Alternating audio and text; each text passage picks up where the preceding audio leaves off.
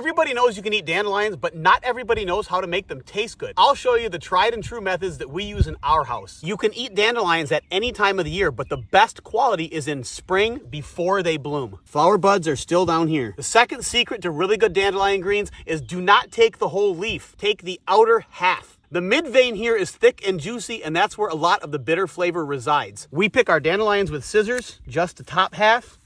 Go for thick clumps of big leaves because it's more labor efficient, but find clean ones. Try to keep the grass out.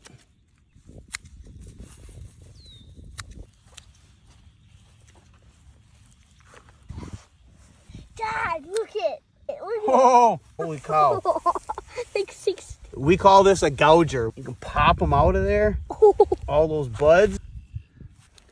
That's just the bonus part. Dad, look at the first blooming dandelion. Means the season for greens will be over soon. When we pick greens, we don't mess around. You can eat leafy greens raw, but cooking makes them far more digestible. And you're never gonna eat this much raw dandelion in one meal, but we will eat this in one meal after it's cooked. The best way to cook dandelion greens is definitely frying. If you're gonna fry them, olive oil is traditional, but so is pork fat. We like to use hickory nut oil. Here's where all the macho men make fun of my knife skills.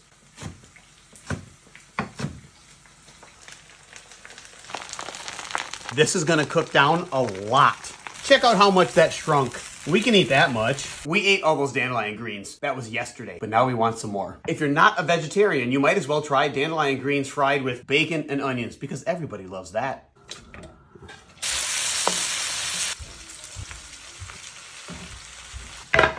The dandelion greens are done and it's time for the sauce. My sauce for greens consists of maple syrup, apple cider vinegar, soy sauce, salt, pepper, and crumbled lovage leaf. Is it reasonably good? Yes, it's good. All human beings need to feel needed. Men more so than women, because men can't seem to justify their own existence. So unless they're needed, useful, productive, making a difference, they can't tolerate their own being. A man, when he gets married, needs to know that he is useful, necessary, important, that he is needed. So the worst thing a wife can say to her husband is, "Never mind, I'll do it myself." Anything the husband offers, accept it graciously, give him credit for it, even if it's not exactly what you need from him. But if you accept what he's giving, then you can move him to what you really need from him. But if you reject what he's giving, he'll quit. You emasculate him. Clean with white vinegar. Remember what bleach will do? It will kill mold, but it will feed fungus. And putting bleach on mold, you create one of the most toxic combinations on the planet. So clean areas with white vinegar. Also sodium bicarbonate, and if you've got a particularly tough area to clean, you can put a little pile of sodium bicarbonate, pour a little bit of vinegar there, and you'll get a fizzing up, you get a nice reaction, and get the scrubbing brush into that area. We need to get the chemicals out of our homes, out of our toothpaste, out of our washing detergent, out of our clothes. Take steps to have electromagnetic field-free bedroom. Remember, we spend a third of our life in there. So have your phones or your iPads, computers charging in another room. Also be very cautious with the children. If you children in your home are used to a lot of technology, start easing it off. This mango creme brulee only needs 6 ingredients and is perfect for any occasion. I got all my ingredients through Instacart with delivery in as fast as 1 hour. Order now and get free delivery on your first order. Blend some roughly chopped mangoes with cream and salt. Then heat the mixture until it reaches 170 Fahrenheit. Combine egg yolks with sugar and vanilla extract. Then temper yolks with a bit of the heated mango cream and slowly add the rest of the cream mixture. Strain the cream mixture and pour into ramekins in a baking tray. Fill up the tray with water and bake at 325 Fahrenheit for 25 minutes. The hardest part is to refrigerate these for at least 2 hours before eating. Once that's done, sprinkle a healthy amount of sugar and torch. Then top with some fresh mango and enjoy. Thanks to Instacart, I got all my groceries delivered to my home. You can now get Big Mac sauce as a dipping option. See, the thing about Big Mac sauce, right? Everybody thinks that Big Mac sauce is just Thousand Island dressing. Come here. It's not Thousand Island dressing. All right, McDonald's makes their Big Mac sauce such a big spectacle because they want to charge more money for the sauce. So if they put in like these cool little containers, they'll charge you more for the container, right? Because now you're only allowed 1 Big Mac sauce per meal. After that, they charge you 50 cents for each Big Mac sauce. I have it written down. 1 cup mayonnaise, 1/4 cup of sweet pickled relish, 2 tablespoons of Dusseldorf mustard, but regular mustard will work, 1 teaspoon of white vinegar, onion powder and granulated garlic, 1 1/4 teaspoon of paprika, and an 1/8 teaspoon of white pepper. Have fun. Yo, do y'all be eating this? I haven't eaten anything from here in over 10 years. In fact, I haven't even stepped foot inside of one of these places in over 10 years. I wanted to go inside and grab some fries because I wanted to test this theory, but it's too early and they don't serve fries until 10:30. So, have y'all seen this? Check this shit out. If you go to McDonald's anywhere in the world, you will find French fries. And you will find that they're always made from the same potato, the russet Burbank potato. When you're McDonald's, you like those red boxes with a little bouquet of very long chips. It looks really good. And so they insist that all their potatoes be russet Burbanks, and they further insist that they have no blemishes at all. McDonald's won't buy them if your potatoes have that. And the only way to eliminate that is to eliminate an aphid. And the only way to do that is with a pesticide called Monitor that is so toxic that the farmers who grow these potatoes in Idaho won't venture outside into their fields for 5 days after they spray. And then when they harvest their potatoes, they have to put them in these atmosphere-controlled sheds the size of a football stadium because they're not edible for 6 weeks. They have to off-gas all the chemicals in them. So I want to know, have y'all ever seen a brown fry at McDonald's? Is this crazy to you that they're putting all these chemicals on these fries? This shit is crazy. McDonald's, I'm not loving it. My phone was stolen out from my hand. Within 3 minutes, I was locked out of my own Apple ID. And within 24 hours, I noticed that there were thousands of dollars being taken out of my bank account. And I thought I would come back home, log in on my MacBook, and everything just would be fine. That's not what happened. Once you take over someone's Apple ID, it's game over for them. Nope, lady. This is not a game over. Actually, for the fact, I'm about to teach you guys and this lady one setting that you never heard of, and you can simply go give your password to anybody on the planet and they cannot do anything with your phone. Let me show you how it works for Android users and iPhone users, and I bet you anything because nobody ever taught you this setting. Let's watch it together and let's go. Boom. First thing first, go on your settings and scroll all the way down till you get to this option, screen time. Tap on it. On here, make sure the screen time is on.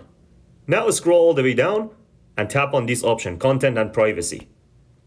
Scroll down, tap on passcode changes and put it on don't allow. Now tap on the account changes and put it on don't allow. Now go back and go back. And now on here, set the passcode for your screen time. Make sure to put a passcode that is different than with your actual phone password. Now, even if somebody stole your phone, they cannot go onto your Apple ID, they cannot change your settings, they cannot do anything. It's a game over for them. Educate yourself and let's go. Boom. This is honey, not from bees, from dandelions. How genius is that? So we're going to start by boiling the yellow petals of the dandelions with water for about 15 minutes and then leaving that to infuse overnight or around 6 hours is fine. Then strain off the water and add equal parts sugar. Boil that for about 15 minutes, pop it into a jar. You've got your perfect honey. A distinct honey taste. It's genuinely genius. Many people don't know that the popcorn chicken at fried chicken shops is not made with breadcrumbs. Even if I lose my job today, I must tell everyone that. Chicken breast is marinated with ginger, garlic, wine, and oyster sauce. Mix it evenly with oil and seasoning. Marinate 20 minutes, ready flour for coating chicken. This flour is key for crispiness. First, coat the chicken with flour, dip it in water. Then coat it again and shake off any excess scales. Fry it in 60% hot oil for 3 minutes. Crisp outside, tender inside. If your children want to eat it, make it at home. It's clean and reassuring. How to make Chinese secret dipping sauce. Sesame oil, garlic, green onion, cilantro goes well with boiled food. Light soy sauce, black vinegar, red chili, green onion, cilantro goes well with vegetables. Sesame paste, bloody tofu, garlic chive, soy sauce, oyster sauce, chili oil. It goes well with meat. Garlic, ginger, green onion, boiling oil, light soy sauce. It goes well with seafood. Which one is your favorite? When we lose cash, if we lose cash, and you've only got central bank digital currencies, the computer will know what it is you're trying to do before you even do it, and they will prevent you from doing it. If, for example, they say you can't leave your house more than 5 miles, you try and buy a bottle of water 6 miles from home, you won't be able to. I'm not kidding. That's those so many reasons why you should retain cash. It's offensive that the politicians believe that they have a right to all of your information at all times. To all of you watching here, come close to the screen and listen. People don't have to like you. People don't have to love you. They don't even have to respect you. But when you look in the mirror, you better love what you see. This comment right here. What is wrong with bioengineered foods? Asking for a friend? Let's get into it. And hopefully you guys aren't still eating Cheez-Its. And I'm sure a lot of you don't even know that Cheez-Its are actually banned in Europe and Japan because of this cancer-leading chemical, TBHQ. And if you have General Mills cereal sitting in your house today, do me a favor and throw it away. Contains bioengineered food ingredients. Ugh. I'm gonna play some clips I was able to find for you guys, and you can tell me what you think in the comment section. Let's go. She loves the Kellogg's Pop Tarts. Who wouldn't pull that nice, warm, gooey, real fruit filling? These toaster pastries contain yellow 5, yellow 6, and red 40. 3 food dyes that have been banned completely in Austria and Norway. Elsewhere in the European Union, foods containing these additives are banned in food meant for infants. When not banned, products containing them often must include a label warning about their potential negative effects on children. But it doesn't stop there. You see the Ritz? These are also banned in multiple countries as well. Let's check it out. Ritz crackers are easy to get your hands on. It may come as a big surprise that if you visit certain countries and head to the snack aisle to grab a pack, you won't be able to find them. But the reason some countries do not allow Ritz crackers to be sold has to do with the ingredients list and how they are made. The problematic ingredient is partially hydrogenated cottonseed oil. It is a type of trans fat that is not allowed in food products in many European countries, including Austria, Denmark, Hungary, Iceland, Norway, and Switzerland. However, it is not only prohibited abroad, but in some regions in the United States too. I mean, don't you guys realize that they want to get us sick and keep us sick? They're literally selling us food that is banned in other countries because it's causing harm to the human body. Illnesses, cancers, reproduction issues, and the list goes on. But it doesn't end here, guys. Let's get a little bit more into it. Now they suddenly decided, oh, we're not going to call it GMO anymore. We're going to call it BE, bioengineered, right? So that's already hiding the fact. Most people don't know what bioengineered is. They'll see it on their label and they'll say, well, I don't know what that means. So here's what the new labeling is going to look like. For example, this cereal box, which is now in compliance, lets you know right there on the labeling that it contains bioengineered ingredients. So in other words, if your food labels have bioengineered, it's pretty much just a scientific term for GMO. And I'll play one more clip for you guys so you can get a better understanding. Bioengineered food ingredients. What the heck is that all about? So the definition of bioengineered food ingredients is this: food that contains detectable genetic material that has been modified through certain lab techniques that cannot be created through conventional breeding or found in nature.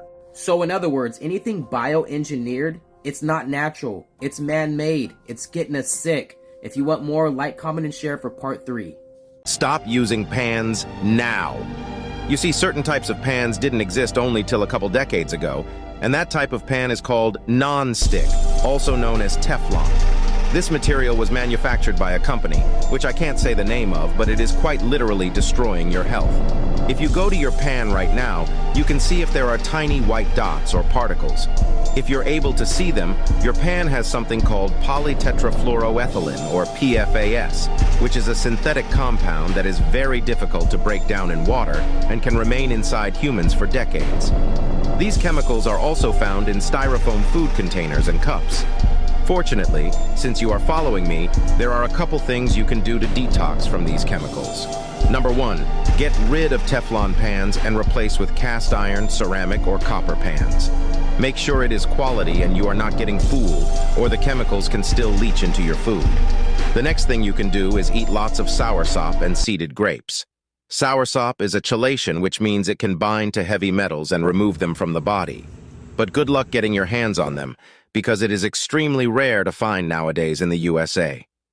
Unfortunately, I can't say anything else on here, but if you want to get the full, uncensored methods to improve your life, I will be revealing my 15+ years of knowledge in my free email on drtruth.shop.